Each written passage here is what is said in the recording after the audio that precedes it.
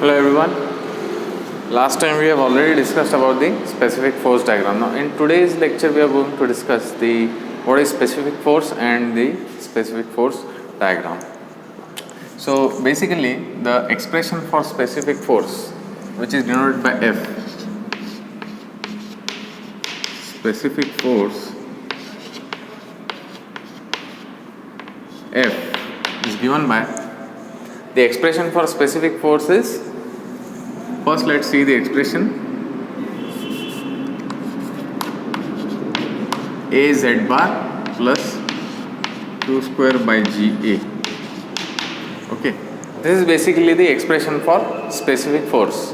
Now if we think about the what is the meaning of specific force, then it is the force experienced by a moving fluid in an open channel per unit weight. Okay, so it is the force, basically it is the force exerted or acting or observed by a moving fluid in an open channel, and that too per unit weight. Okay, so if we now see, if we look at the two terms of this expression, we can try to understand or make a definition of this specific force.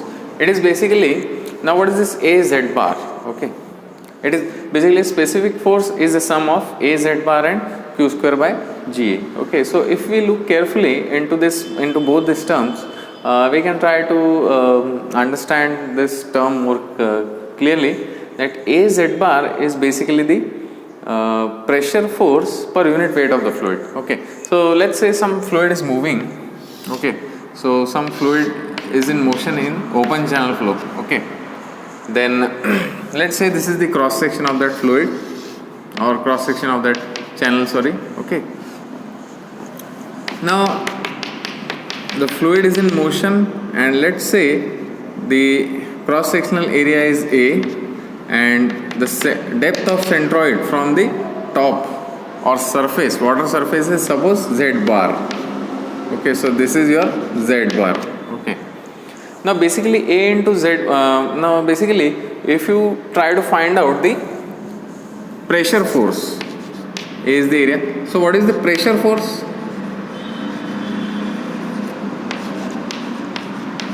The hydrostatic pressure force acting on this cross section, basically it will be the pressure intensity will be rho into G into Z bar, and force will be this pressure multiplied by the total area A. So rho G A into Z bar will represent the hydrostatic force that is acting normal on this cross sectional area. Okay, this is cross sectional area A. So the pressure force that is acting on this cross sectional flow area, if this is the location, okay, of cross section, if you see this cross section, then that pressure force will be rho G A into Z bar, and Z bar is the depth of centroid from the water surface. Okay, now if we find out the pressure force per unit weight, that will be rho G A Z bar divided by rho into G. Okay, gamma is what? Rho G. Gamma is weight density, so we have to divide it by gamma, but gamma is nothing but rho into G. So rho G will get cancelled and we are getting A into Z bar. Okay, so this is the first term of this specific force equation. That is the what we should write. It is the pressure force per unit weight of fluid. Okay, so this part is the pressure force per unit weight of the fluid. Now what is this part? Specific, the second part, q square by Ga, that we will try to see. Now see, basically q square by Ga is the momentum flux per unit weight of the fluid. Okay, so let's say now the same fluid is moving. Okay, same fluid is moving here with the velocity v, suppose. Okay, v is the velocity. So what will be the momentum of this flowing fluid at any cross section? Let us say this cross section. Okay, so momentum will be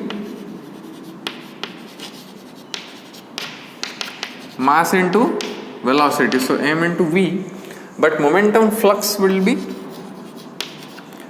momentum flux is rate of change of momentum or flow rate of the momentum. So momentum is flowing now, okay. So what is the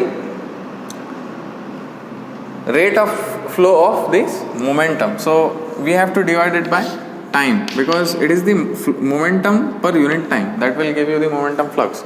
So now this becomes mass per unit time, and mass flow rate, this is what m by t is mass flow rate. So mass flow rate is nothing but rho into q, okay. Volume flow rate into mass density will give you the mass flow rate. So this becomes m by t, and into v is the average velocity. So rho q into v is the momentum flux passing through this cross section, okay. How much momentum is passing per unit time, that is the momentum flux, okay. Per unit time, per unit area, okay. Because if A is the area, this is basically per unit area itself, okay. So rho into q into v. Now we have to find out, alright, so we can now write v as again q by a. So rho q into q by a, so that becomes rho q square by a, okay. So momentum flux. Now what we are saying, the second term is what? The second term of this specific force is the momentum flux per unit weight of the fluid, weight of the flowing fluid, okay. So this fluid is flowing, the momentum flux of this flowing fluid is rho q square by a, but the momentum flux per unit weight would be, so momentum flux per unit weight, that would be rho q square by a divided by rho into g, alright. So rho will get cancelled, and we are getting q square by g a, okay. So this is the momentum, the second term of this expression of specific force is the momentum flux per unit weight of the fluid,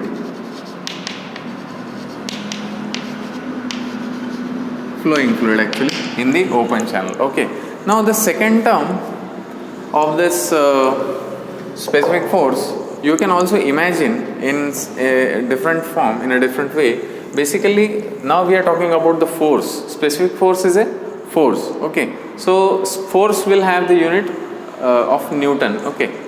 Now this is directly pressure force per unit weight of the fluid, but this is also momentum flux per unit weight also represents force that is caused due to the motion or inertia of the flowing fluid.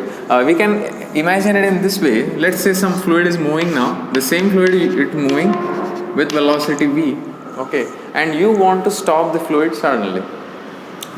Suppose you stop the fluid here, okay, the fluid stops, okay. So how much force you have to apply on the fluid? How much quantum of force will be required to stop the fluid or change the momentum of the fluid? See, force required to change the momentum of the fluid or required to change the motion of the fluid will need some force, that is for sure, and that force will be equal to the rate of change of momentum, okay, rate of change of momentum, okay, in this direction, in the flow direction, okay. Now we have stopped the fluid, so when we stop the fluid, momentum is 0. So rate of change of momentum will be the momentum which was possessed by the fluid divided by time. So it will be mass into velocity, that is v, divided by time, okay, that will give you the rate of change of momentum.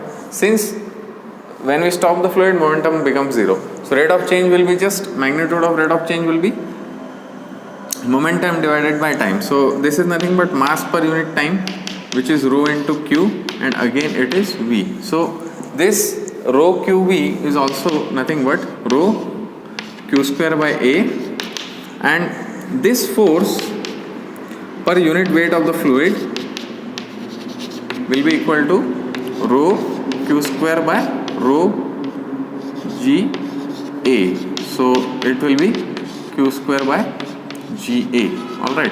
So again this also represents, the second term also represents basically the force due to the motion of the fluid per unit weight of the fluid. Okay, so in both ways you can imagine they are one and the same thing.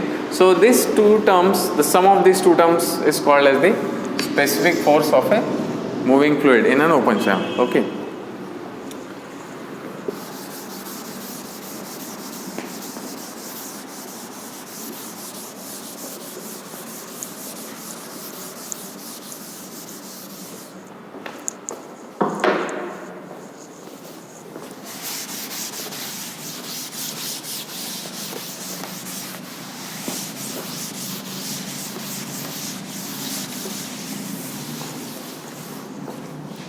Now specific force, now as you can see, it depends upon the, here you can see it depends upon the area, that means it depends upon the depth. Okay, so specific force is basically a function of which quantities, if we try to think in those terms, then specific force will change with change in y, and y changes with depth. Alright, so area is a direct function of depth. So specific force becomes a function of y, that is the flow depth, and also the discharge. Okay, g is a constant, so it becomes a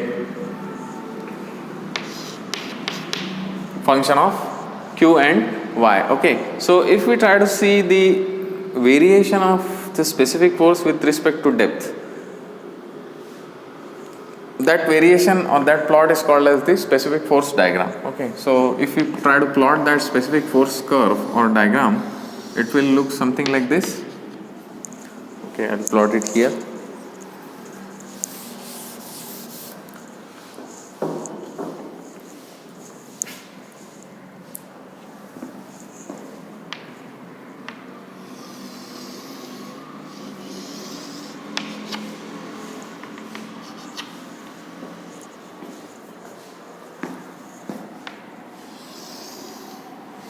So this is your channel. Okay, and this on x-axis you plot this specific force. Okay, all right, and on y-axis represents the depth of flow y. Okay, and this is your channel, rectangular channel suppose.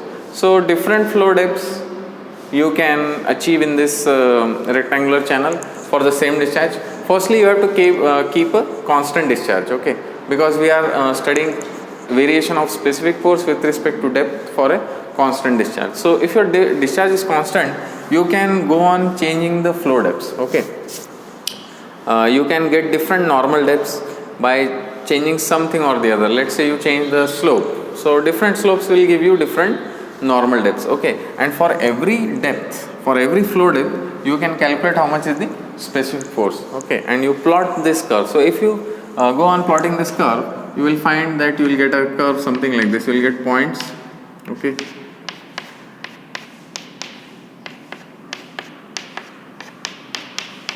okay, for various depths you will get some points, and if you join, then you will get a curve like this. Okay, so for one discharge, this is the specific variation of specific force along with the flow depth. Okay, again you will realize that for any value of specific force, so let's say this is your value of specific force F. Okay, so if you put an ordinate,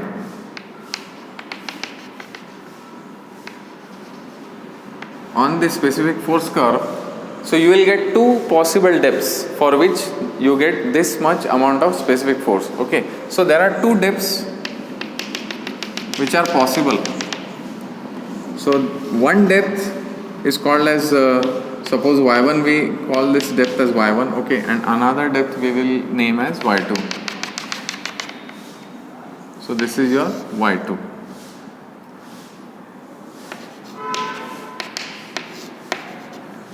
So y1 and y2. So for one value of specific force, you are getting two depths, or two depths are possible, or in the other words, there are two possible depths for a particular discharge for which you are going to get same specific force. Now these depths are called as the conjugate depths.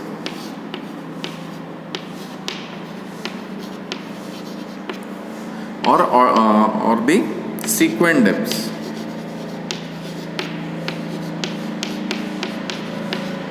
Okay, conjugate depths or sequent depths. The depths for which the specific force is constant or specific force is the same. Those are called as the conjugate or sequent depths. All right. We will talk about the sequent depths later. First, we will look at this interesting condition again. That is you see, if you again observe the specific force curve, you can see that at a particular value of depth, okay, at a particular value of depth, the specific force F is minimum, okay.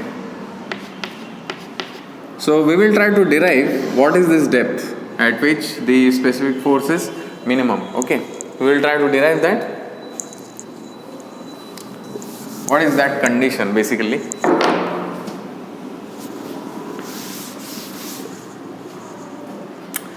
See, when the specific force is minimum at a particular depth, okay, at that point the slope of this curve should be 0, okay.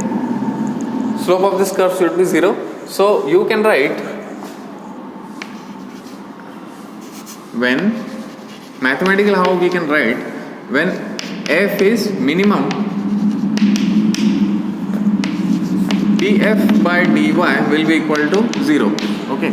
Even for f equal to maximum, if that would have been the case, the same mathematical condition we can apply, that is df by dy is 0, means the rate of change of force with respect to y, that slope will be equal to 0. The slope here is 0, slope of tangent is 0. Fine. So this is the condition for maxima or minima, okay. So let's find this condition, df by dy is 0.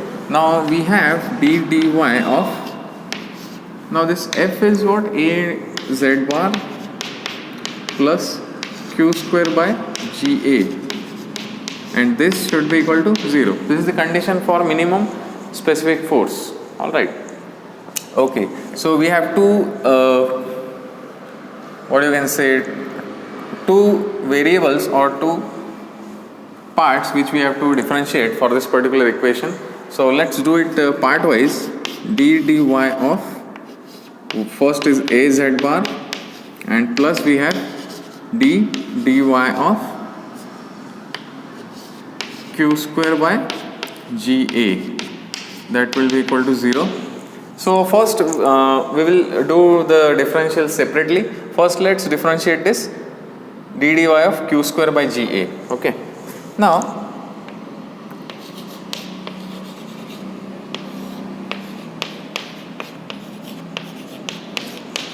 Now this q is a constant because we are studying the variation for a constant discharge. So q will be a constant, g is also a constant, okay. So q square by g will be outside, and we have d dy of 1 by a, okay. So now what is the differential of 1 by a? A is a function of y, so we have to treat a as y itself, and that will be equal to q square by g will remain as it is, okay, and 1 by a will be minus of a to the power minus 2, okay. How we differentiate 1 by y? That is y to the power minus 1, minus 1, a to the y to the power minus 2, okay. What is that? d dx of x to the power n will be n into x to the power n minus 1, okay. So we apply the same formula here.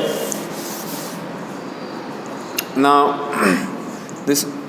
now a is an implicit, a is basically is a function of y, okay. So we have to also multiply by, differentiate this a with respect to y, dA by dy, okay. So this will be the differential,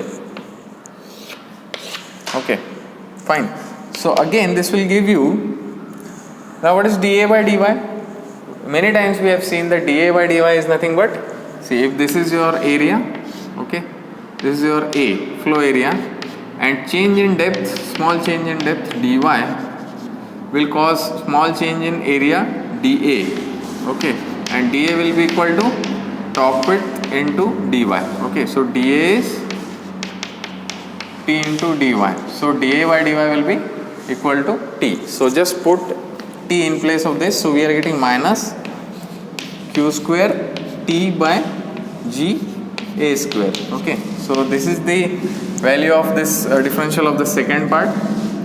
Now we will find the differentiation of the first component of this equation. Okay, that is d dy of a into z bar. Okay, all right.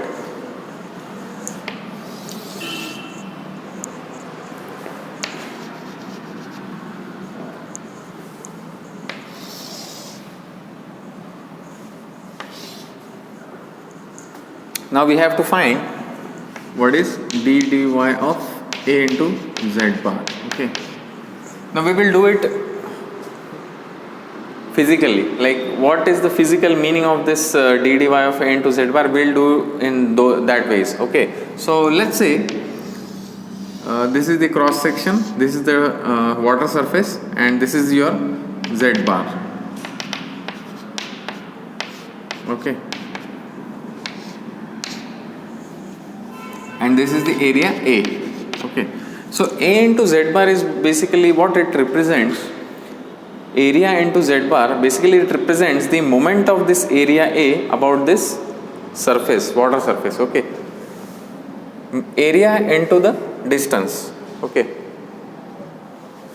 this is the distance of the centroid from the surface. So basically A into Z bar is nothing but the moment of area A about this water surface. Okay, now d dy of a z bar will represent what? Rate of change of this moment of area with respect to change in the flow depth. Okay, so suppose the flow depth changes to, now suppose the flow depth is changing and it goes to, suppose this is your changed flow depth dy. Okay, so what will be now the change in moment of area about this water surface. Okay, this is the meaning of d dy of a into z bar. So let's find that out. So d dy of a into z bar will be equal to what? First you find what is the, after changing the depth, suppose now depth is y plus dy. This was y, now depth is y plus dy. Okay, so what is the final moment of area about this surface? That will be, area is A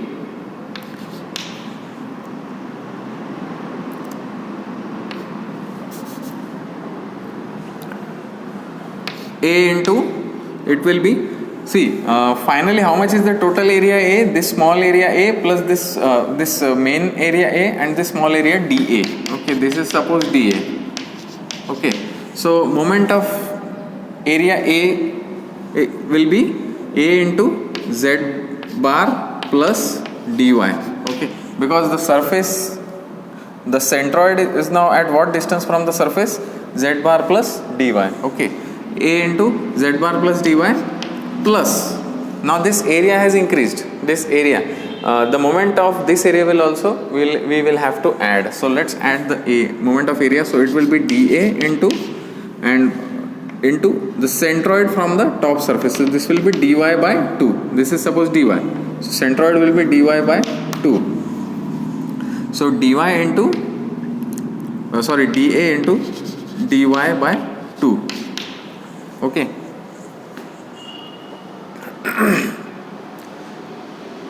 And what is the initial?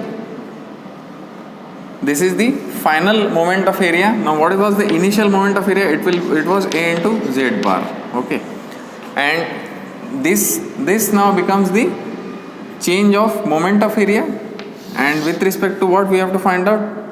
With respect to change in depth. How much depth has changed? dy. Okay, so this is your, this is your expression, or physically we have found out what is the meaning of this differential d dy of A into Z bar. Okay, now dA you can again write, what you can write dA as t into dy. Okay, t into dy, you can write that because dA will be top width into dy. Fine. Now see, this dy is very small. This is a very small quantity because when we do the differentiation, dy, the meaning of d dy means as y tends to 0. Okay, change in a into z bar as y change tends to 0. So when dy tends to 0, okay, this area dy will be actually very small. So product of this dy will be even smaller. So we can neglect this number. Okay, dy is a very small quantity. So product of the two small quantities will be even smaller. Okay, so we can neglect this. So what we get is a z bar plus a into dy minus a into z bar upon dy. Okay, so this will get cancelled and we are left with a dy by dy. So that is a. Okay, so the value of the differential was a. We found that it is a. Okay, so finally, now what is the condition? So we have solved it now. So finally we are getting d dy of a z bar plus q square by g equal to 0. This was our condition for minimum specific force, and that condition when we applied, we got what? d dy of a into z bar is a minus d dy of q square by g is minus q square root t by g a square equal to 0. Okay, so this is the condition for minimum specific force. Okay,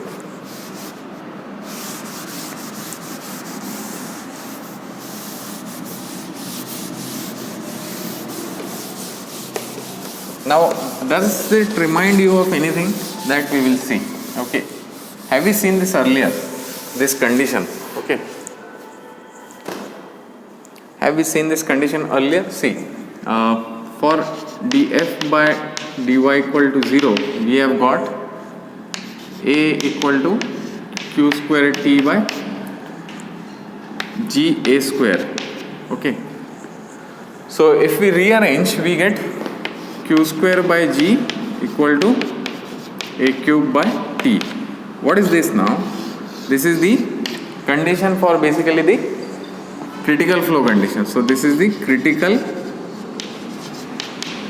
flow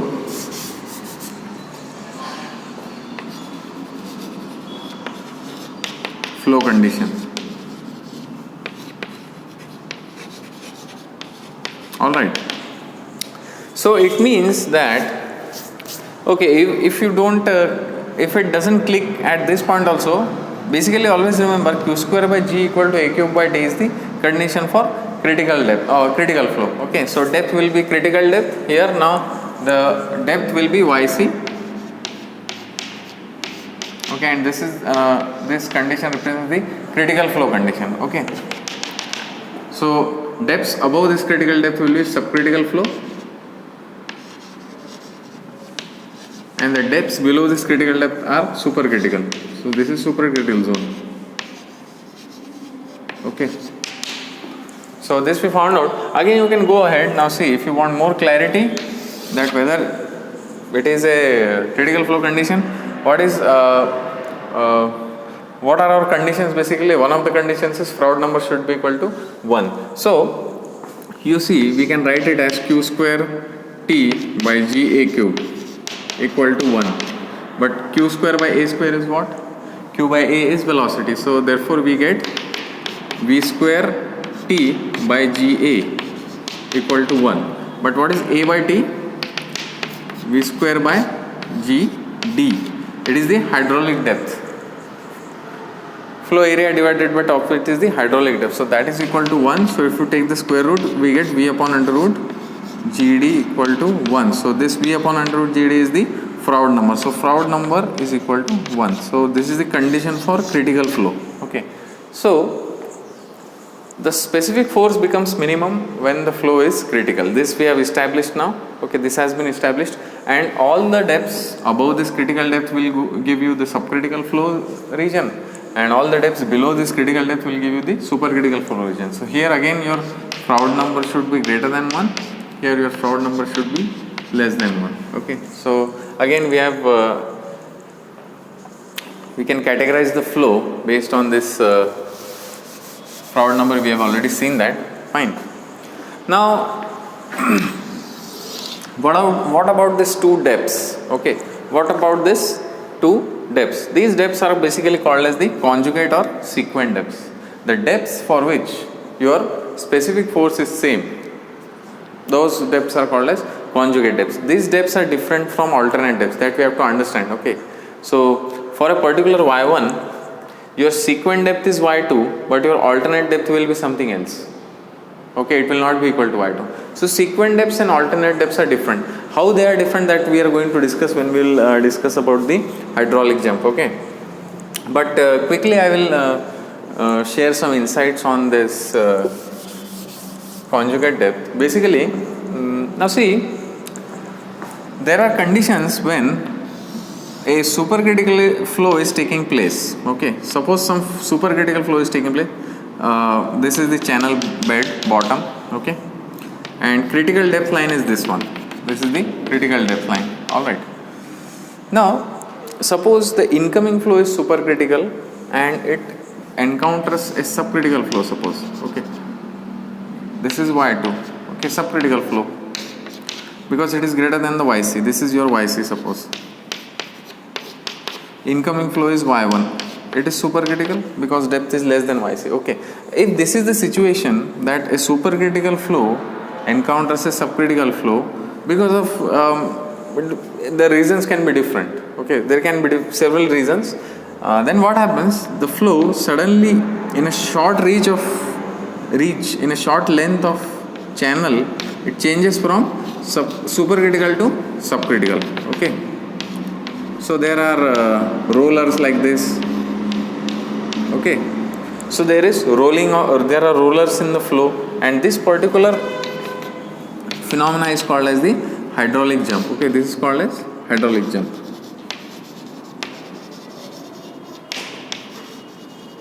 What is hydraulic jump? When a supercritical flow suddenly changes into a subcritical flow. Okay, so there is an abrupt change in depth, abrupt increase in depth basically. Okay, so that phenomena is called as the hydraulic jump. So in hydraulic jump, there is basically hydraulic jump is a highly turbulent flow phenomena.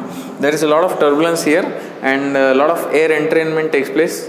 So this basically is a air water flow, air water flux here, and a lot of energy dissipation also takes place. But the key point here is that at this depth before the hydraulic jump and after the hydraulic jump, if you calculate the specific force F1 and F2, then F1 will be equal to F2. Okay, so the depths of the hydraulic jump are the sequent depths. Okay, those are the sequent depths. But now those are not the alternate depths. Okay, why? See, because the specific force at both the locations is same, but specific energy is not. Why? Because when hydraulic jump takes place, lot of energy is lost. Okay, so for a particular y1, the y2 will not be the alternate depth, because here the specific energy has decreased. Okay, alternate depth will be something greater than this sequent depth. So the two depths for which your specific force remains the same, those are called as the sequent depths. Okay, so from the next class we'll start or to discuss about the hydraulic jump. There we will derive the relationships between y1 and y2, these sequent depths, and we will also study the several aspects of the hydraulic jump. All right, thank you.